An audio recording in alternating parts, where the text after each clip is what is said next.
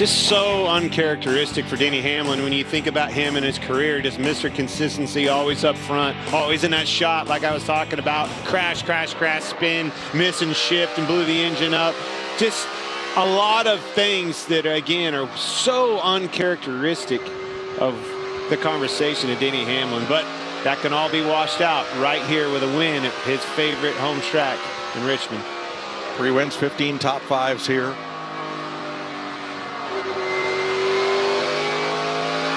Christopher Bell goes to the top of the board for Group B. We talked about it leading into this weekend. What will the Gibbs cars do? This is their best racetrack by far. Can they show up? Certainly look to be that. Kyle Busch fast, Christopher Bell fast. Looking for that 11 to show up. All right, Jamie. Well, Mike, you talked about Chris Buescher. He was second quick in that first group to go out. Great job by you, Chris. But how did it feel on this track with this brand new race car finally? Yeah, it's pretty good. It's off to a good start for us in our Fly with the Fans Ford Mustang team. So pretty happy with it so far. We're watching some data behind us, trying to learn what we can. Be ready for the race. This track changes so much we don't know about this car, this tire. So we're taking everything in we can. But it's a good start. Feeling pretty good about it. Had a great practice run. Let's see if he can back that up in qualifying in just a little while here. Kyle Larson. Now, you talk about playing in the dirt at Bristol. Talk about Kyle Larson. He's already a step ahead of us. Was over there last night in a dirt late model. I think he had a pretty good run. Didn't see where he finished, man. It was a late one. A lot of cars over there. Modifieds, late models, a lot of racing being done on that racetrack, and I like that idea, right? Put a lot of cars on that racetrack, learn as much as you can about the dirt. That way we have our best foot forward when these Cup cars get there and we have the big opportunity on TV. I don't think anybody would have picked Joey Logano to win that race last year. First time. We had all these dirt track late model specialists. Logano built a dirt modified about a year ago, ran some races with it, and then he wins Bristol and beats all these dirt track specialists.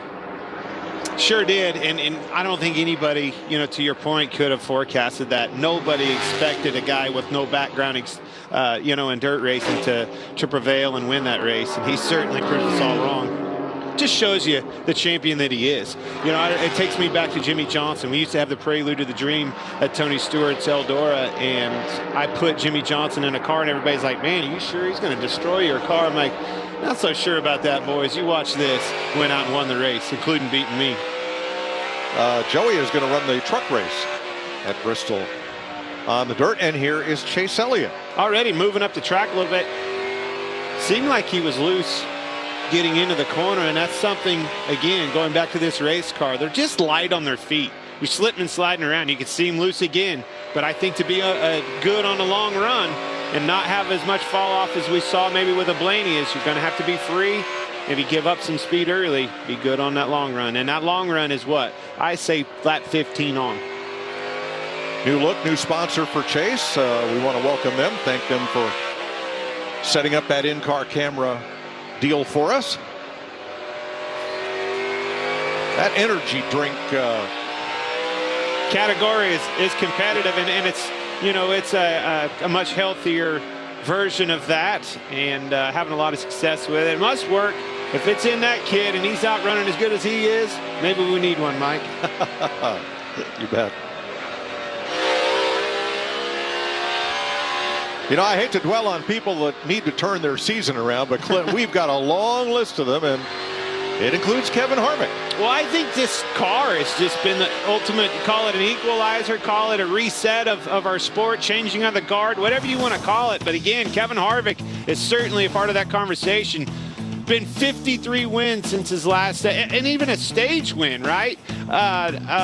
49 since his last win.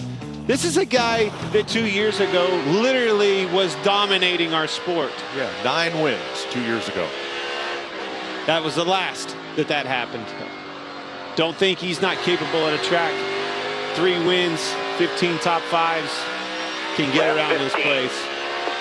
Get around anywhere, obviously, but always was really good. Better part of my career was alongside him as a teammate.